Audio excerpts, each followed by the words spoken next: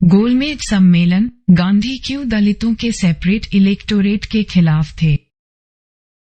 आधिकारिक रूप से अनुसूचित जाति का अस्तित्व भारत की जनगणना में पहली बार 1911 में आया। हालांकि जाति के आधार पर जनगणना शुरुआत से ही होती थी। भारत की आबादी की पहली जनगणना 1881 में ब्रिटिश सरकार के शासन में शुरू हुई थी। इस जनगणना में लोगों की जातियां और पंथ गिने गए थे, मगर उनका कोई वर्गीकरण नहीं किया गया था। सिर्फ सबको जोड़कर कुल जनसंख्या निकाली गई थी। डॉक्टर अंबेडकर अपने लेख फ्रॉम मिलियंस टू फ्रैक्शंस, लाखों से अंश तक में लिखते हैं, जाति के आधार पर आबादी के वर्गीकरण की पहली कोशिश दूसरी जनगणना में 1891 में हुई थी। हालांकि यह 1901 की तीसरी जनगणना थी। अंबेडकर लिखते हैं, जब जनगणना में वर्गीकरण के सिद्धांत को अपनाया गया, ये सिद्धांत था सामाजिक प्राथमिकता के आधार पर वर्गीकरण। वह आगे लिखते हैं कि ऊंची जाति के हिंदू हमेशा से ही जाति के आधार पर जनगणना के खिलाफ थे। वे हमेशा इस बात पर दबाव देते कि जाति और जनजाति का कॉलम जनगणना की सूची से हटा दिया जाए। 1901 की जनगणना के समय ऊंची जातियों ने जाति जनगणना के खिलाफ एक प्रस्ताव बनाकर इसका विरोध किया था। प्रस्ताव का आधार था कि जातियों और जनजातियों का वितरण भारत की आबादी में लंबे अंतराल पर बदलता रहता है, इसलिए इनकी जनगणना हर 10 साल में जरूरी नहीं है।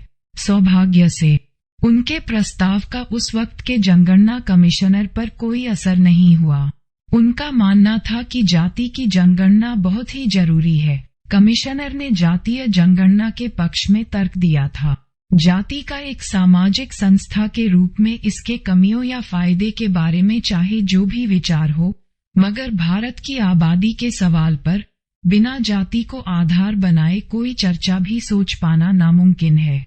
जाति अब भी भारतीय समाज के ताने बाने की नींव है और भारतीय समाज में विभिन्न सामाजिक वर्गों में बदलाव लाने के लिए जाति को दर्ज करना ही सबसे बेहतर उपाय है। हर हिंदू किसी जाति में पैदा होता है और उसकी जाति ही उसके धार्मिक, सामाजिक, आर्थिक और घरेलू जीवन को पालने से लेकर कब्रगाह तक निर्धारित करती है।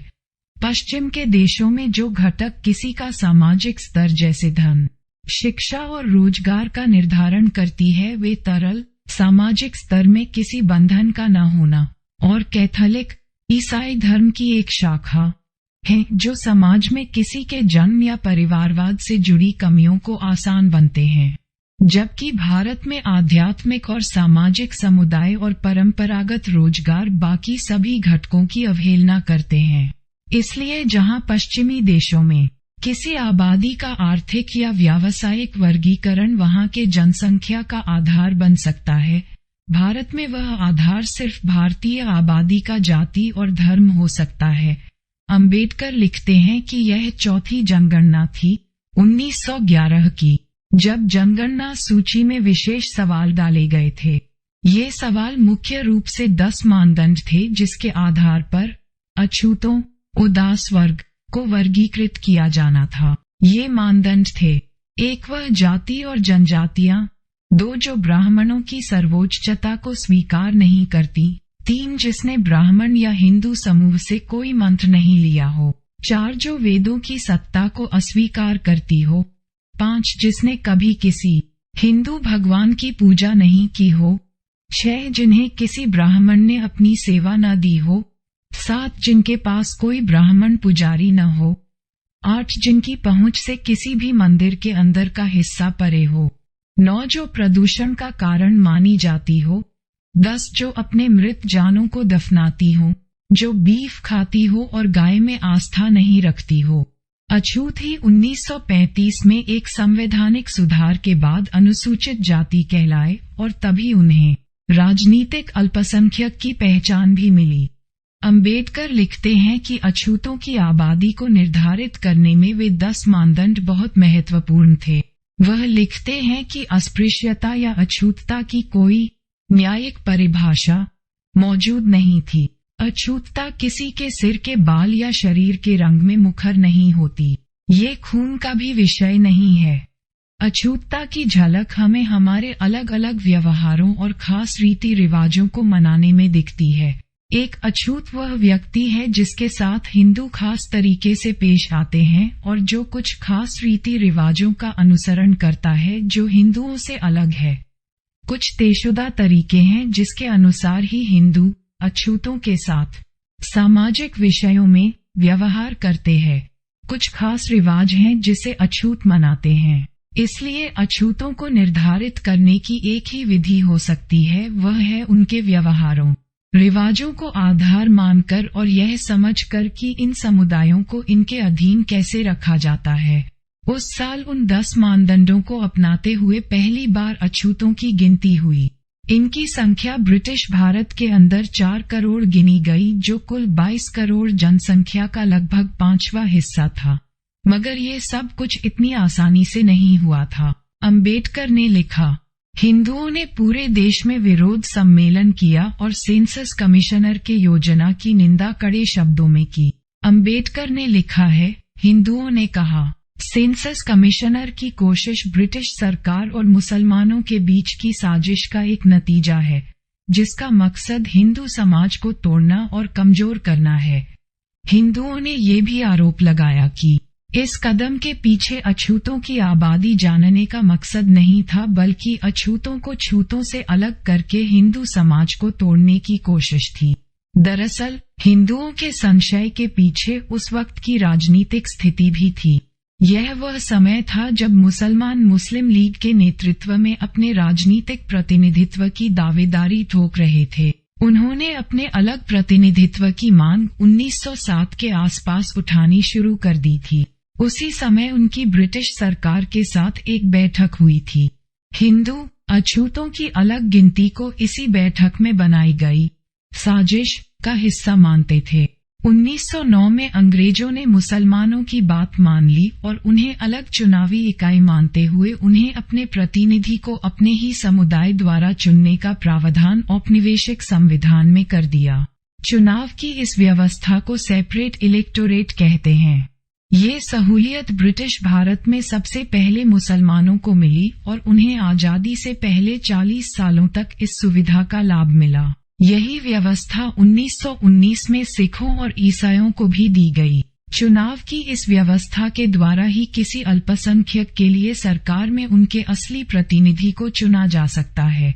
हालांकि आजादी के बाद भारत ने जॉइंट इलेक्टोरेट की व्यवस्था अपना ली, जिसमें बहुसंख्यक भी अल्पसंख्यक प्रतिनिधि को चुनते हैं और उसके विपरीत भी। बहरहाल ब्रिटिश सरकार जब एक के बाद एक संवैधानिक सुधार कर मुसलमानों, सिखों और ईसाइयों को सुविधाएं दे रही थी, अनुसूचित जाति के लिए इन सुविधाओं की दावेदारी करना अभी भी बहुत दूर था।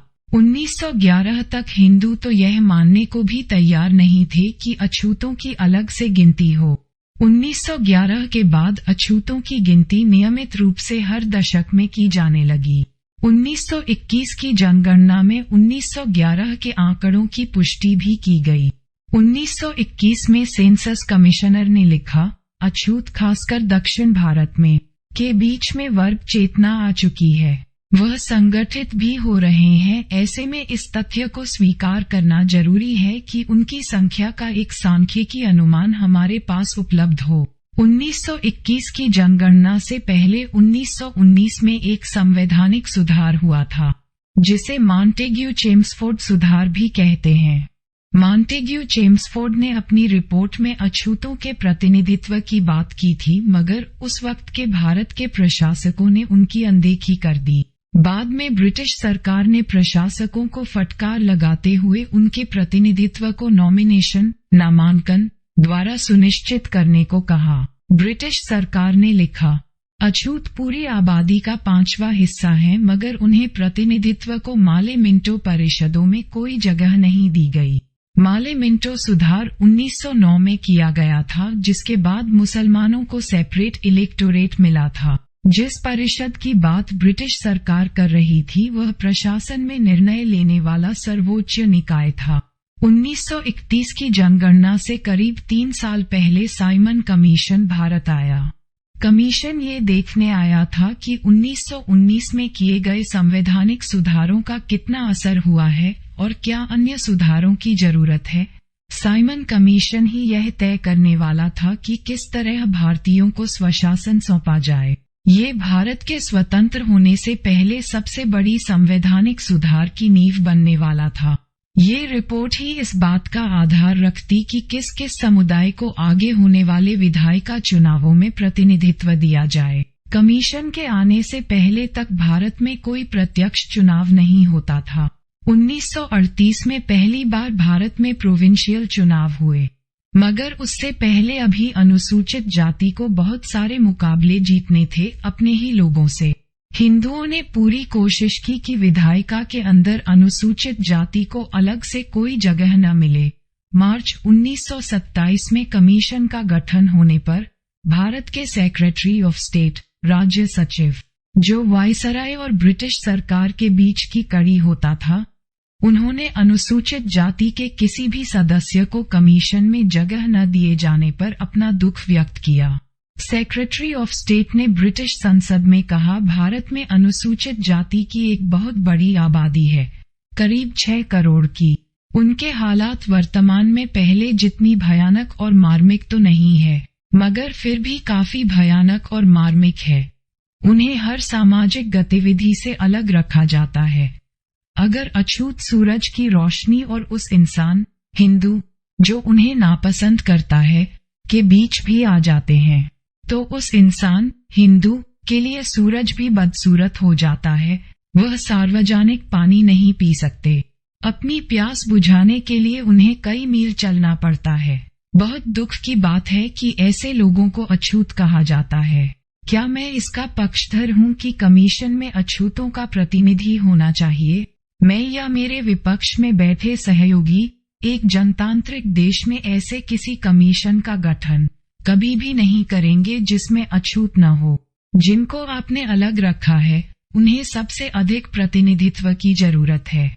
1928 में कमीशन ने अपनी रिपोर्ट में अछूतों के लिए रिजर्व्ड सीट्स, आरक्षित सीट, के जरिए विधायिका में उनके प्रतिनिधित्व को सुनिश्चित करने की बात कही। उन्होंने उनकी जनसंख्या के अनुपात में प्रतिनिधित्व के खिलाफ सिफारिश की। इसकी वजह शायद ये थी कि कमीशन के सदस्य मानते थे कि अछूतों में गरीबी और अशिक्षा इतनी अधिक है कि परिषद में सही प्रतिनिधि चुनकर आना मुश्किल होगा। उन्होंने अपनी रिपोर्ट में लिखा, जब तक कोई विशेष प्रावधान नहीं किया जाता, इसकी कोई आशा नहीं है कि अछूत अपने प्रतिनिधि को जनरल कॉन्स्टिट्यूएंसी से चुनकर भेज पाएं। हम इस बात की सिफारिश नहीं करते कि अछूतों को उनकी जनसंख्या के अनुपात में सीटें आवंटित की जाए। आरक्षित प्रतिनिधित्व के द्वारा हम अछूतों के प्रतिनिधियों की संख्या बढ़ा सकते हैं। अलग अलग समुदायों के प्रतिनिधित्व के मामले में कमीशन की रिपोर्ट एक तरीके से प्रारंभिक ही थी। प्रतिनिधित्व का मामला बाद में एक अलग समिति सुझाने वाली थी, जिसे फ्रेंचाइजी समिति कहा गया। 1930 में ब्रिटिश सरकार ने भारतीय नेताओं के साथ राउंड टेबल कॉन्फ्रेंस, गोलमेज सम्मेलन शुरू किया। ये कॉन्फ्रेंस ब्रिटिश सरकार ने 1935 के भारत सरकार अधिनियम लाने से पहले भारतीय नेताओं का पक्ष जानने के लिए आयोजित किया था।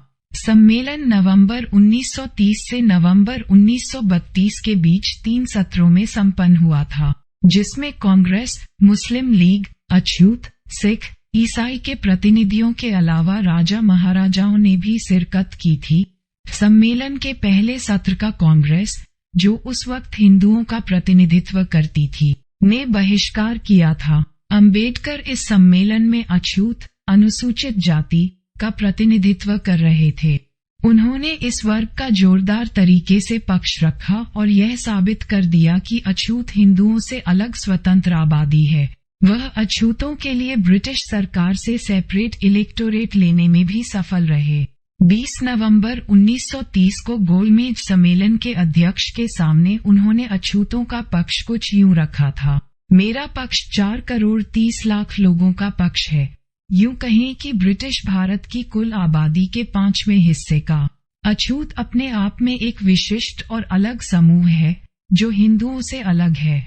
हालांकि उन्हें हिंदुओं में शामिल किया जाता है, मगर वह किसी भी तरीके से हिंदू समाज का हिस्सा नहीं है। न सिर्फ उनका अलग अस्तित्व है, बल्कि उनको एक अलग सामाजिक स्थान दिया गया है जो समाज के बाकी सदस्यों से अलग हैं। भारत में कुछ समुदाय हैं जिनकी सामाजिक स्थिति नीचे या अधीनस्थ है, मगर जो जगह अछूतों को दी गई है वह बिल्कुल अलग है। इसको इस तरह परिभाषित कर सकते हैं कि यह कहीं बंधुआ मजदूर, सर्फ और गुलामों, स्लेव के बीच आता है। असल में लोग बंधुआ मजदूरों और गुलामों के भी शारीरिक संपर्क में आ सकते थे, मगर अछूतों के संपर्क में कोई नहीं आ सकता। इससे भी बुरा ये है कि उनकी थोपी हुई गुलामी और लोगों के संपर्क में आने से पाबंदी उनके अछूत होने की वजह से न सिर्फ उनके सार्वजनिक जीवन तक सीमित है, बल्कि यह छुआछूत उन्हें उस हर समानता के अवसर और मौलिक अधिकारों से वंचित रखती है जो एक इंसान के अस्तित्व के लिए जरूरी होता है। अछूत हिंदुओं से सामाजिक और राजनीतिक रूप से कैसे अलग है? अंबेडकर ने इस तरह साबित किया था। उन्होंने कहा कि अछूतों को सीमित रूप से हिंदू माना जा सकता है कि वह हिंदुओं की तरह कृष्ण, राम, शिव जैसे पंथों को पूजते हैं, मगर उनकी यह पूजा पृथक होती है। हिंदुओं के मंदिरों में अछूतों का प्रवेश नहीं होता। अंबेडकर ने कहा कि एक ही भगवान की पूजा करने से दो अलग अलग समुदाय एक नहीं बन जाते। अगर ऐसा होता तो फ्रेंच, जर्मन, डच और कई यूरोपियन देश के लोग जो ईसाई धर्म को मानते हैं अपने आप में अपनी अलग राजनीतिक पहचान नहीं रखते। इस मामले में उन्होंने भारत का भी उदाहरण दिया। भारत में उस समय भारतीय ईसाई, एंग्लो इंडियन और यूरोपियन, ये तीन अलग अलग समुदाय थे और इन तीनों की अलग राजनीतिक पहचान थी। प्रत्येक को अलग संवैधानिक सुविधाएं भी मिली हुई थी। उन सबके ईसाई होने के बावजूद उन्हें अलग राजनीतिक अल्पसंख्यक का दर्जा प्राप्त था। अंबेडकर ने कहा कि किसी भी समुदाय को एक होने के लिए उनके सदस्यों के बीच सामाजिक रिश्तों में कोई भेदभाव नहीं होना चाहिए, मगर हिंदू धर्म में सब अपनी जाति से बंधे हुए हैं। हिंदू अछूतों के साथ ना शादियां करते हैं ना खाना खाते हैं। हिंदू धर्म अपने आप में असमान और पृथक है। अंबेडकर की बहस अकाट्य थी और ये तय था कि ब्रिटिश सरकार अछूतों के लिए सेपरेट इलेक्टोरेट नए संविधान में दे देगी। प्रतिनिधित्व की बहस खत्म हो चुकी थी जब मोहनदास गांधी गोलमेज सम्मेलन के दूसरे सत्र में शामिल होने 1931 में लंदन आए। गांधी ने आते ही कहा कि सम्मेलन के अध्यक्ष ऐसा करें कि भारत के नेताओं को खुद में सलाह करने का समय दें और फिर वे सब मिलकर अंग्रेजों को एक सहमति पत्र सौंप देंगे। ये गांधी की एक कोशिश थी अछूतों की अलग राजनीतिक पहचान को रोकने की। उन्हें पता था कि सब कुछ तय हो गया है और वह सबके सामने बोले तो अकेले उस फैसले को रोक नहीं पाएंगे, मगर गांधी अगर किसी तरह आंतरिक चर्चा के बहाने भारत के बाकी नेताओं को अपनी तरफ मिला लें तो शायद अछूतों पर दबाव बना सकते थे। गांधी चाहते थे कि आंतरिक चर्चा तक अंग्रेजी हुकूमत गोलमेज सम्मेलन स्थगित कर दे। अंबेडकर ने कहा कि उन्हें आंतरिक बातचीत से कोई परहेज नहीं है, मगर उन्होंने शर्त रखी कि गांधी पहले सम्मेलन को सार्वजनिक रूप से बताएं कि उन्हें अछूतों की अलग राजनीतिक पहचान से कोई समस्या नहीं है। अंबेडकर ने अध्यक्ष को कहा कि वह इसी शर्त पर गांधी की आंतरिक चर्चा में शामिल होंगे यदि उसमें अछूतों के सेपरेट इलेक्टोरेट पर कोई सवाल नहीं उठाया जाएगा और वह उस चर्चा का विषय नहीं होगा। अंबेडकर का आधार था कि अछूतों का अलग राजनीतिक दर्जे की बहस खत्म हो चुकी है और उसका निर्णय सिर्फ अंग्रेजी हुकूमत करेगी, न कि भारत का कोई महात्मा। बहरहाल अंग्रेजी हुकूमत ने सम्मेलन को कुछ समय के लिए स्थगित कर दिया और गांधी को आंतरिक चर्चा की इजाजत दे दी। जब दोबारा सम्मेलन शुरू हुआ तो गांधी ने अध्यक्ष से माफी मांगी कि वह लोगों को एक साथ नहीं ला पाए, मगर उन्होंने अछूतों की राजनीतिक पहचान को छीनने का एक नया तरीका अपनाया। उन्होंने अंबेडकर पर कटाक्ष करते कहा कि जो लोग अछूतों का सम्मेलन में प्रतिनिधित्व कर रहे हैं वे असल में चुने हुए नेता नहीं हैं बल्कि ब्रिटिश सरकार द्वारा मनोनीत हैं। इसके बाद उन्होंने खुद को ही अछूतों का असली प्रतिनिधि बताया और कहा कि उनसे बड़ा हितैषी अछूतों का भारत में कोई नहीं है। गांधी ने सभा को कहा कि वह किसी कीमत पर अछूतों के लिए सेपरेट इलेक्टोरेट और आरक्षित सीट का समर्थन नहीं करते। उन्होंने कहा, यह अलग राजनीतिक पहचान हिंदू धर्म में विभाजन ला देगी जो मैं कभी भी देखना नहीं चाहता। मुझे बुरा नहीं लगेगा अगर अछूत इस्लाम अपना लें या ईसाई धर्म अपना लें। अगर उनकी ऐसी इच्छा है मैं वह बर्दाश्त कर लूंगा, मगर मैं ये बर्दाश्त नहीं करूंगा जो हिंदू धर्म के लिए भविष्य में तय है कि गांव में 2 विभाजन कर दिए जाएंगे। जो लोग भी अछूतों के अलग राजनीतिक पहचान की बात करते हैं वे भारत को नहीं जानते कि कैसे भारतीय समाज बना है। इसलिए मैं अपने पूरे बल से, यहाँ तक कि अगर इस चीज का विरोध करने वाला मैं अकेला आदमी भी होता तो भी मैं अपनी जान लगा कर इसका विरोध करता। अंबेडकर ने गांधी की इस बात पर आपत्ति जताई कि वह खुद को अछूतों का प्रतिनिधि बता रहे हैं। उन्होंने अपनी बात ये कहकर खत्म की कि मेरी बस इतनी गुजारिश है कि अगर आप सत्ता का हस्तांतरण भारतीयों को करते हैं तो वह हस्तांतरण ऐसी शर्तों, ऐसे प्रावधानों के साथ करें ताकि सत्ता किसी भी हाल में किसी खास गुट, सामंत या लोगों का समूह, चाहे वह मुसलमान या हिंदू हो, के हाथों में सिमट कर न रह जाए। ऐसा हल निकालें कि सत्ता में हर समुदाय अपनी संख्या के अनुपात में बराबर हिस्सेदार हो। अगस्त 1932 को ब्रिटिश सरकार ने अछूतों को हिंदुओं से अलग एक स्वतंत्र राजनीतिक अल्पसंख्यक का दर्जा दे दिया और उनके प्रतिनिधित्व को सेपरेट इलेक्टोरेट, पृथक निर्वाचक मंडल द्वारा भी स्वीकृत कर लिया। इसे कम्युनल अवार्ड भी कहते हैं। मगर इस निर्णय के बाद ही गांधी भूख हड़ताल पर बैठ गए। वह अंबेडकर की बहस को गोलमेज सम्मेलन में मात तो नहीं दे सके, मगर भारत आते ही उन्होंने अपने चिर परिचित हड़ताल की राजनीति से अछूतों को चुनौती दी। अंबेडकर लिखते हैं कि गांधी के हड़ताल पर जाते ही सबकी नजरें उन पर थी और उनको पूरे घटनाक्रम का खलनायक बना दिया गया था। अंबेडकर ने लिखा कि एक तरफ उनके ऊपर इंसानियत के नाते गांधी की जान बचाने की जिम्मेदारी आ गई, तो दूसरी तरफ उन्हें अछूतों के हकों के खत्म होने से बचाना भी था। देश के बिगड़ते हालात को देखकर अंबेडकर गांधी से समझौता करने को तैयार हो गए। समझौते के तहत आरक्षण की सीटें पहले से बढ़ा दी गईं, मगर उनका सेपरेट इलेक्टोरेट छीन लिया गया। गांधी शुरुआत से ही दलितों के सेपरेट इलेक्टोरेट के खिलाफ थे। हमारे साथ जुड़े रहने के लिए चैनल को सब्सक्राइब करें और बेल आइकॉन को ऑल पर करें। जब भी इस चैनल पर वीडियो अपलोड करें तो आप तक सबसे पहले पहुंच सके, और आपको वीडियो अच्छा लगे तो वीडियो को लाइक, शेयर और कमेंट करना ना भूले। जय भीम, जय संविधान। धन्यवाद।